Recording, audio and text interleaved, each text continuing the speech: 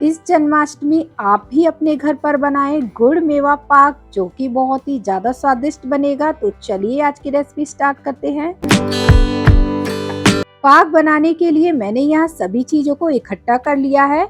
अब मैं यहाँ पर लेती हूँ एक कढ़ाई, इसमें आधा टेबल स्पून देसी घी डाल देती हूँ। घी को हम मेल्ट कर लेंगे। अब हमें ड्राई फ्रूट को फ्राई करना है, तो यहाँ 2 टेबल स्पून पहले किशमिश डाल दी है मैंने, और इसको मैं लगातार चलाते हुए फ्राई कर लूंगी।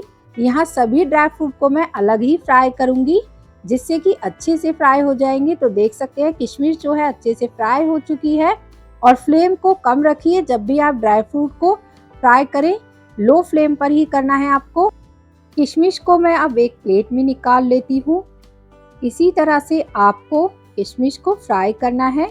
अब यहाँ सेम कढ़ाई में मैं आधा टेबल स्पून घी और डाल रही हूँ, और इसमें ऐड करूंगी 2 टेबल स्पून बादाम, साथ में 2 टेबल स्पून काजू, और इसको मैं थोड़ी देर तक फ्राई कर लूंगी ताकि क्रंची हो जाएगा ड्राई फ्रूट। तो देख सकते हैं लगातार आपको इसे चलाना है। 1 से 2 मिनट तक आपको इसको फ्राई कर लेना है। इससे ड्राई फ्रूट जो होता है काफ़ी अच्छे से क्रंची हो जाता है और बहुत ही अच्छा टेस्ट आता है। तो यहाँ पर देख सकते हैं मैंने बादाम और काजू को भी फ्राई कर लिया है। तो मैं इसे भी प्लेट में निकाल लूँगी। तो चलिए प्लेट में निकाल लेते हैं इसको भी हम। और यहाँ पर आपको सभी चीज़ें अलग अलग ही फ्राई कर लेनी है, जिससे कि अच्छे से फ्राई होगी। अब हम कढ़ाई के अंदर डालेंगे 2 कप के करीब मूंगफली। मैंने यहाँ पर छिलके वाली मूंगफली ली थी, जिसको मैंने कढ़ाई में पहले डालकर अच्छे से भूना और उसका छिलका अलग कर लिया था। अब यहाँ पर इसको हम 1 से 2 मिनट तक और इसी तरह से सेक लेंगे, जिससे कि ये अच्छे से क्रंची हो जाएगी। तो चलिए अब मूंगफली को भी हम एक बाउल में निकाल लेते हैं।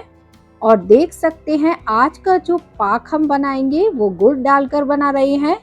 अब मैंने फिर से आधा टेबल स्पून घी डाल दिया है कढ़ाई में और इसे मेल्ट कर लिया। अब इसमें डालेंगे हम 1 कप के करीब मखाना, और मखाना को भी थोड़ी देर तक हम फ्राई कर लेंगे, जिससे कि मखाना भी एकदम क्रंची हो जाएगा। तो यहाँ पर आप देख सकते हैं पाक बनाने के लिए मैं एक एक कर ड्राई फ्रूट को फ्राई कर रही हूँ। जो भी ड्राई फ्रूट आप डाल रहे हो पाक में, सभी को इसी तरह से घी डालकर फ्राई कीजिए। इसे भी मैं प्लेट में निकाल लेती हूँ। अब लास्ट में हम सूखे नारियल को भी फ्राई करेंगे। इसके लिए आधा टेबल स्पून देसी घी डालकर मेल्ट होने दिया। अब इसमें मैंने डाला 2 कप के करीब ग्रेट किया हुआ सूखा नारियल, और इसे अब मैं लगातार चलाती रहूंगी। फ्लेम को मैंने कम किया है ताकि नारियल जो है वो जले ना एकदम से।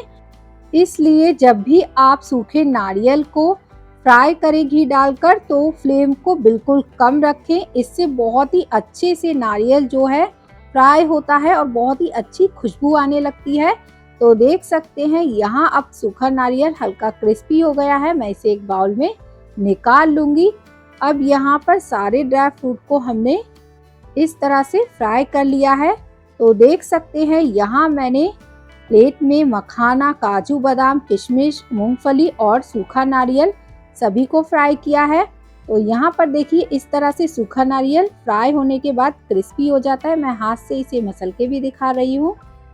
अब यहाँ पर हमें इसको मिक्सी जार में ब्लेंड करना है। तो देखिए पहले सूखे नारियल को हम साइड में रख देते हैं, इसे हम ब्लेंड नहीं करेंगे। हमें यहाँ पर मूंगफली, मखाना, काजू, बादाम को ही मिक्सी जार में डालकर दरदरा ब्लेंड करना है। तो देखिए मैंने प्लेट में मूंगफली को भी ले लिया, मखाना और काजू बादाम को ले लिया है, किशमिश को भी मैंने साइड रख दिया है, उसे भी हमें मिक्सी जार में नहीं डालना है। तो चलिए फटाफट से इन सभी को मिक्सी जार में डालते हैं।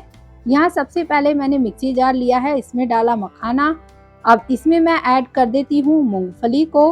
इसी के साथ अब हम मूंगफली डालने के बाद इसमें काजू और बादाम को भी ऐड कर देते हैं, और फटाफट से इसको हम अब दरदरा पीस लेते हैं। तो चलिए इसे हम ब्लेंड करते हैं। यहाँ पर मैंने चारों चीज को अच्छे से ब्लेंड कर लिया है। आप देख सकते हैं दरदरा ही ब्लेंड किया है, बिल्कुल पाउडर नहीं बनाया है इसका। कुछ इस तरह से आपको इसको पीसना होता है। देख सकते हैं इसमें मैंने जो भी ड्राई फ्रूट ऐड किए थे वो दिख रहे हैं। बस इसी तरह से आप इसको मिक्सी जार में डालकर ब्लेंड कर लीजिए। अब इसको मैं साइड रख देती हूँ और अब हम लेंगे यहाँ पर गुड़। तो देख सकते हैं मैंने 250 ग्राम के करीब यहाँ गुड़ लिया है।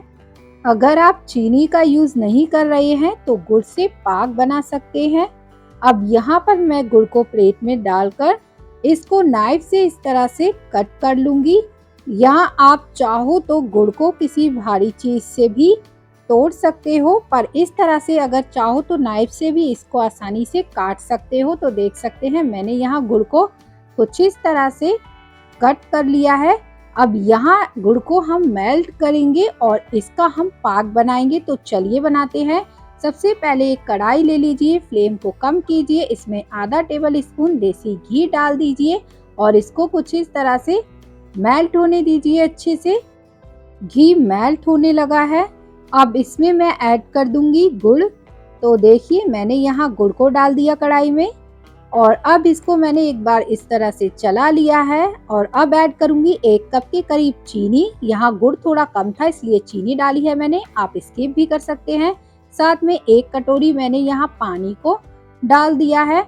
अब यहाँ पर इसे मैं लगातार चलाऊंगी। तो चलिए, यहाँ आपको अच्छे से गुड़ को पका लेना है। गुड़ का सिरप एकदम गाढ़ा हो जाएगा पकने के बाद। तो देख सकते हैं मैं यहाँ इसे लगातार चला रही हूँ। थोड़ी देर में इसका जो कलर है वो चेंज हो जाएगा। देख सकते हैं झाग आने लगे हैं। इस तरह से अच्छे से गुड़ को आपको पकाना है जब तक ये गाढ़ा ना हो जाए। तो मैं इसे फटाफट से पका लेती हूँ। इस तरह से आप गुड़ का पाक बना सकते हैं। तो देख सकते हैं गुड़ का सिरप यहाँ बनकर तैयार है, गुड़ गाढ़ा हो गया है। अब ऊपर से ऐड करेंगे हम सबसे पहले सूखा हुआ नारियल जो हमने ग्रेट किया था।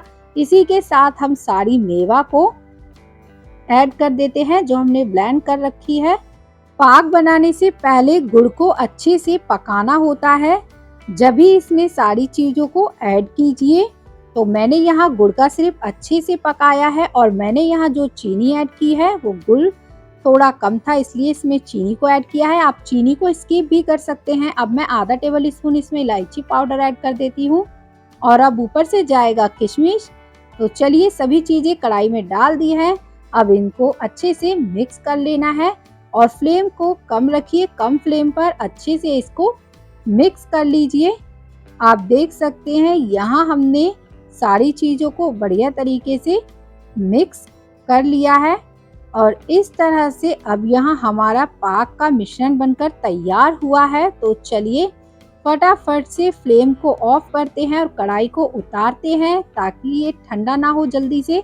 और एक प्लेट में मैंने यहाँ थोड़ा सा घी को लगा लिया है, हाथों से इसे फैला देती हूँ प्लेट पे और अब हम इसमें डालते हैं मिश्रण को। जैसे ही मिश्रण आप बना लीजिए वैसे ही इसे आपको प्लेट में डालकर फैला देना है ताकि ये ठंडा ना हो। अगर ठंडा हो जाएगा तो ये जमेगा नहीं। तो देखिए मैंने मिश्रण को प्लेट में डाल दिया है और इस तरह पहले एक चम्मच से इसको अच्छे से प्लेट में फैला दूंगी। अब यहाँ पर मिश्रण हल्का सा ठंडा है तो मैंने हाथ में थोड़ा देसी घी लगा लिया है और इसको मैं हाथों से अच्छे से फैला दूंगी ताकि ये प्लेट में अच्छे से सेट हो जाएगा और यहाँ हमारा पाक बनकर तैयार होगा। तो चलिए इस तरह से यहाँ अब हमने फैला दिया है मिश्रण को प्लेट में और अब मेरे पास कुछ ड्राई फ्रूट हैं, उनको मैं पाक के ऊपर लगाऊंगी, जैसे कि बादाम और सूखा नारियल है जो मैंने लंबे साइज में कट किया था। इस तरह से मैंने पाक के ऊपर लगा दिया है। आप चाहो तो इसे स्किप भी कर सकते हो। बस यहाँ पर अब इसको फैन के नीचे ठंडा कर लीजिए अच्छे से। जब ये अच्छे से ठंडा हो जाएगा तब हम इसको कट करेंगे। तो चलिए मैं इसको फैन के नीचे रखकर ठंडा करती हूँ कुछ देर के लिए और यहाँ पर मैंने पाक को ठंडा कर लिया है। अब यहाँ मैं लेती हूँ एक नाइफ और इस नाइफ से मैं इसको कट करूंगी। तो देखिए मैंने यहाँ नाइफ ले लिया है। इस तरह से आपको पाक को कट करना है। जब पाक ठंडा हो जाए तभी आप नाइफ से कट कीजिएगा। तो चलिए अब मैं यहाँ इसे घुमाकर दूसरी तरफ से भी कट लगा देती हूँ। इस तरह से प्लेट को घुमा लीजिए और यहाँ पर आपको दूसरी साइड भी इसी तरह से कट लगा देने हैं और यहाँ पर हमारा जो पाक है वो अब हम प्लेट से निकालेंगे। तो चलिए नाइफ से ही आपको पाक को निकाल लेना है इस तरह से। और देख सकते हैं कितना बढ़िया हमारा पाक बनकर तैयार हुआ है गुड़ से और ड्राई फ्रूट से।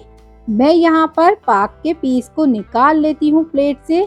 नाइफ से ही आप इन पीसेस को निकालिए तो देख सकते हैं यहाँ पाक हमारा कुछ इस तरह से दिख रहा है। ड्राई फ्रूट और गुड़ का बहुत ही हेल्दी पाक है ये। और यहाँ पर अब मैं इसे सर्व करूंगी एक प्लेट में, तो जिसके लिए मैंने सूखा नारियल थोड़ा सा प्लेट में डाल लिया है। अब इस प्लेट में मैं रखूंगी। इस पाक को आप स्टोर कर भी रख सकते हैं एक एयर टाइट डिब्बे में। मैंने यहाँ पर पाक को प्लेट में रख दिया है और ऊपर से कुछ गुलाब की पत्तियों से इसको मैं सजा देती हूँ। मेरे पास तुलसा जी नहीं थी, आप जब भी भोग लगाएं तो तुलसा जी रखकर ही भोग लगाएं। तो देख सकते हैं हमारा गुड़ का पाक बिल्कुल स्वादिष्ट बना है। जितना ये दिखने में अच्छा लग रहा है उतना ही खाने में भी ये टेस्टी बना है। चीनी का पाक तो आपने बहुत बार बनाया होगा, एक बार गुड़ का पाक भी ट्राई कीजिएगा। अगर रेसिपी अच्छी लगी है तो वीडियो को लाइक करें, सब्सक्राइब करें। जब तक के लिए राधे राधे।